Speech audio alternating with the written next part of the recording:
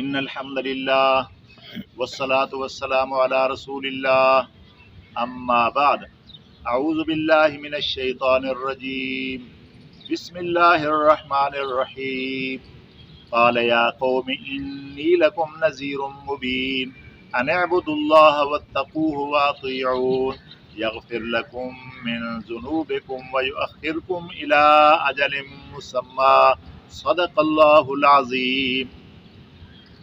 محترم سامعین، جیسا کہ میں عرض کر رہا ہوں کہ ہر نبی نے آ کر اپنی قوم کو اللہ تعالیٰ کی توحید کی دعوت دی، اللہ کی عبادت کی دعوت دی، موجودہ اس زمانے کا جو شرک تھا اس سے نفی فرمائی، منع فرمایا۔ تو حضرت نوح علیہ السلام کے متعلق عرض کر رہا ہوں، سورۃ نوح میں سے کچھ آیات مبارکہ تلاوت کی ہیں۔ نوح علیہ السلام کی قوم کا کیا حال تھا کہ وہ بتوں کی عبادت کرتے تھے۔ ان کے پاس 5 بت تھے: ود، سواع، یغوث، یعوق، نصر۔ حضرت نوح علیہ السلام ان کو منع کرتے تھے اور وہ ضد کرتے تھے۔ حضرت نوح علیہ السلام اللہ کی توحید کے دلائل عقلی نقلی سناتے تھے، لیکن وہ اپنی بات پر اڑے ہوئے تھے۔ کہتے تھے وَقَالُوا لَا تَذَرُنَّ آلِهَتَكُمْ، کہتے ہیں کہ ہم نہیں چھوڑیں گے اپنے معبودوں کو، وَدًّا وَلَا سُوَاعًا وَلَا يَغُوثَ وَيَعُوقَ وَنَصْرَ۔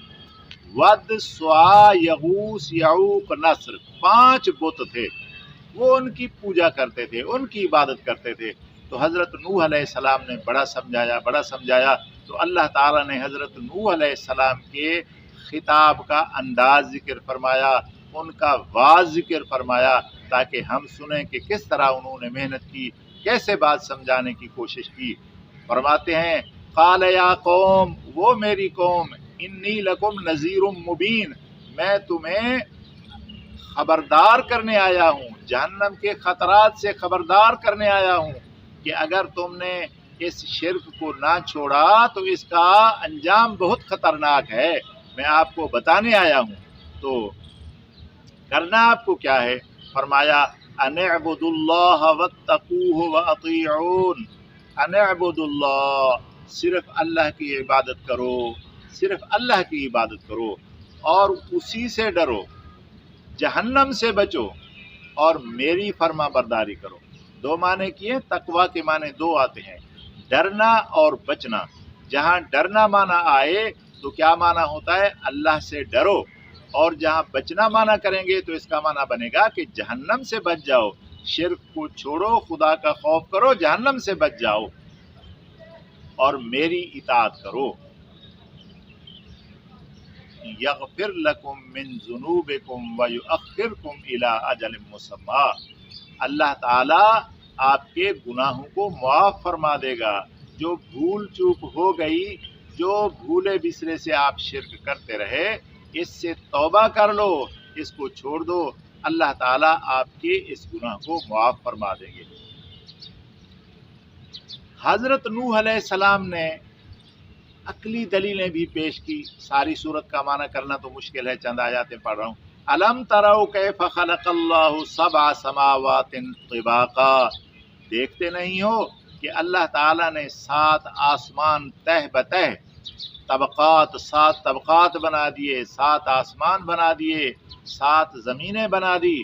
وجعل القمر فیہن نورا، اس نے ان آسمانوں میں چاند کو نور بنا دیا، روشنی بنا دی، ہماری روشنی کے لیے چاند بنا دیا۔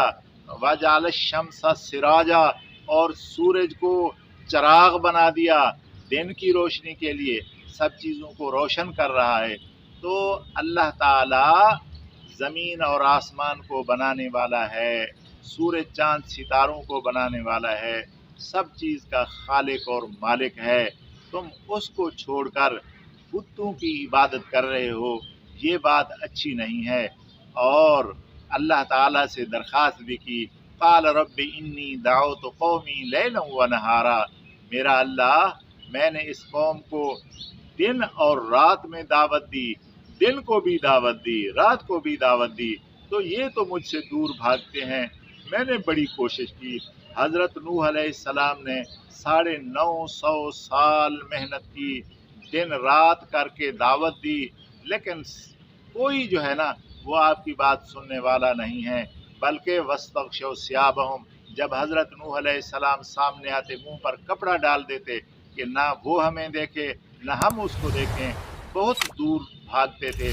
بس کوئی 83-85 لوگ مسلمان ہوئے تو اللہ تعالیٰ نے حضرت نوح علیہ السلام کی توحید کو ذکر فرمایا، محنت کو ذکر فرمایا، اس قوم کے شرک کو ذکر فرمایا۔ اللہ تعالیٰ مجھے اور آپ کو ان قرآن ارشادات پر عمل کرنے کی توفیق عطا فرماوے۔ وآخر دعوانا الحمدللہ رب العالمین۔